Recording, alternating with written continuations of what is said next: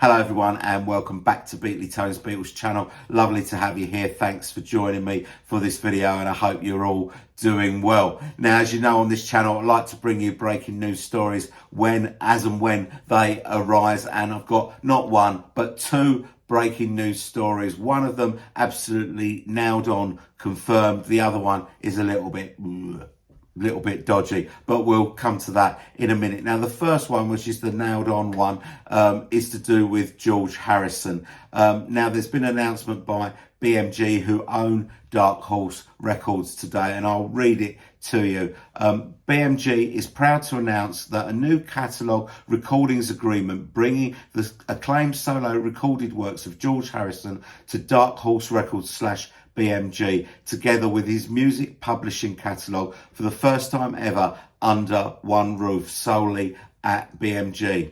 In celebration of Harrison's 80th birthday, Dark Horse / BMG have released his entire catalogue in Dolby Atmos surround sound exclusively on Apple Music. So if you subscribe to Apple Music, you'll be able to hear a Dolby Atmos mix of his entire back catalogue. Now, by his entire back catalogue and the publishing, it means everything that's published under the Harry Songs banner. So that includes quite a lot of his songs with the Beatles. It includes his entire studio back catalogue from Wonderwall to Brainwashed. It also includes 4 compilations. That is the Let It Roll compilation, the Early Takes Volume 1 compilation, and the Apple Years and Dark Horse Years box sets. Now, the Apple Years and the Dark Horse Years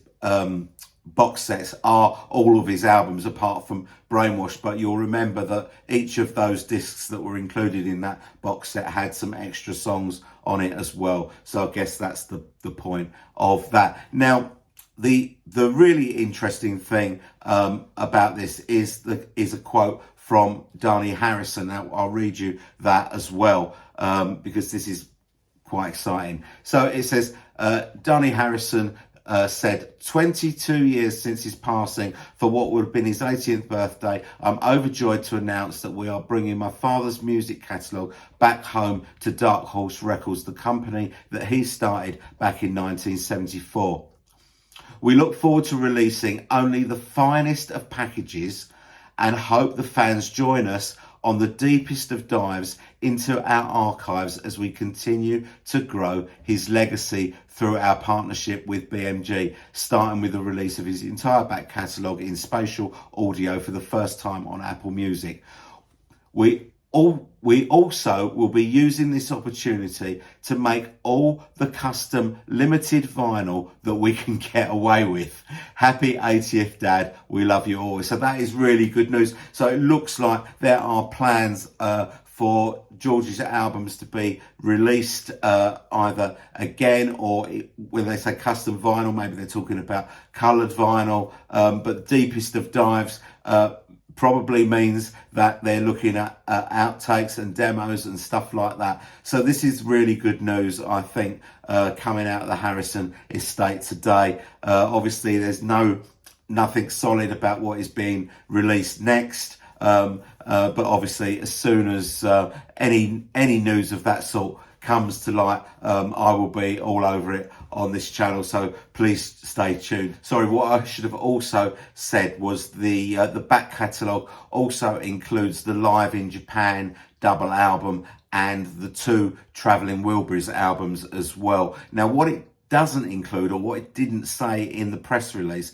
was anything about the Best of Dark Horse, which of course is an important album for us because it contains 3 unreleased tracks, Cheer Down, Poor Little Girl and Cockamamie Business, which are 3 great tracks. Now, I don't know whether that was just an oversight on behalf of the press announcement or whether that isn't part of the deal, but it seems strange that it wouldn't be part of the deal.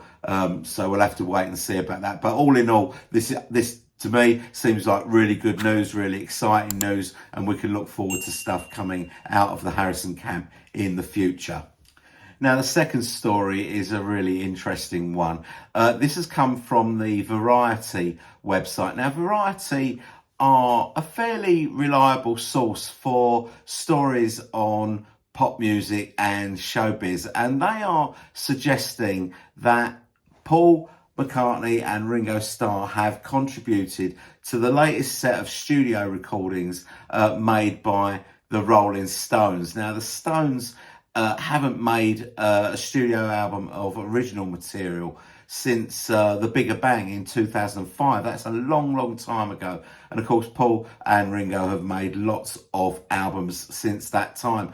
But you know how it is with the Stones. When the Stones, need a bit of a helping hand, they call on Paul and Ringo. In 1963, a song mostly written by Paul, I Want to Be a Man, was given to the Stones to give them their first hit, and obviously the Beatles version of that was sung by Ringo. And maybe now, because I'm thinking, the Stones haven't made a really good album for a long, long time. I'm not a big fan of the latter day Stones. I kind of drop out around the mid-80s. I think Undercover of the Night was the last album that I really liked by the Rolling Stones, and I think that they could probably do with a bit of a lift. So maybe they're calling on Paul and Ringo to give them that lift, just like they did in 1963. But I'll read you what it says on the website. I'll read some of it because it's quite a long article and a lot of it is irrelevant. But I'll read you the relevant bits. So it says, almost 60 years since the first meeting, it looks like the Rolling Stones and the two surviving Beatles may have come together. See what they did there. On a new Stones album. Variety hears from multiple sources that Paul McCartney has recorded bass parts for a forthcoming Rolling Stones project being helmed by a 2021 Grammy Producer of the Year, Andrew Watt. Ringo Starr is also slated to play on the yet-to-be-announced album. Recording sessions took place in Los Angeles in recent weeks, and while it's unclear which tracks will make the final cut or whether McCartney and Starr would end up on the same song, the album's production is nearing the mixing phase. Now, that's interesting because if it's in the mixing phase, this album is not that far away. It says frontman Mick Jagger said in 2021 that the group has a lot of tracks done, and guitarist Keith Richards said in his New Year's Instagram post last month that there's new music on the way. Now, obviously, if they were talking about it in 2021, then this album that's coming out does have Charlie Watts on it. So they obviously recorded some songs with Charlie Watts before he died. And so maybe Ringo is filling the drum stall on one or two songs that they needed to complete the album. We'll have to wait and see. You might remember when Charlie Watts died, you may have seen memes on social media which kind of said all that's left of the Beatles is the bass player and the drummer, and the Rolling Stones need a bass player and a drummer. Now I'll just read you the second part of this article. It says McCartney and Watt have worked together before in the past. In a 2021 interview, he said as much, describing a meeting with a producer. I went round for a cup of tea, and of course we ended up making a track, said McCartney. More recently, he was asked in a Q&A posted on his official website what he was looking forward to in 2023.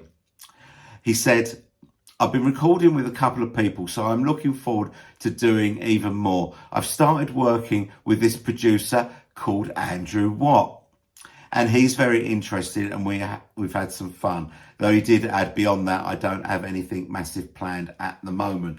So it sounds to me like they're looking at a common denominator here, that Andrew Watt has produced some songs for the Stones. He's also produced some songs for Paul. And maybe that, Variety are taking 2 and 2 and making 4, but maybe they're making 5 as well. So we'll have to wait and see. Obviously, there has been some collaboration between the Beatles and the Stones before. Obviously, I wanna be your man is obviously the beginning of their sort of relationship, but also John and Paul sang on "We Love You," and Mick and Keith sang on "All You Need Is Love." John's band for the rock and roll circus, with the Dirty Macs, he had Keith Richards on bass in that band, and obviously Brian Jones also played sax on "You Know My Name, Look Up the Number." So there has been a little bit of collaboration between the Beatles and the Stones before, but not for many years. Now, I think we're going to have to wait and see on this one. I think there may be some truth in it. It may be a little bit of speculation, but Andrew Watt seems to be the common denominator in this story. So we'll keep an eye on it. And obviously, if any of it looks like it's going to be anything like the truth, will be all over it on this channel. Don't worry about that. So please stay tuned for that. As always, I'd love to hear your views on these two stories. Please tell me what you think about these two stories down in the comments. I read all your comments and I will respond to all of them as well. Okay, well, that's it from me. Thanks very much for watching. I hope you've enjoyed the video, and I hope these two stories have got you a little bit excited, because it's got me a little bit excited. So I will see you all soon. Thanks again for watching. Bye bye.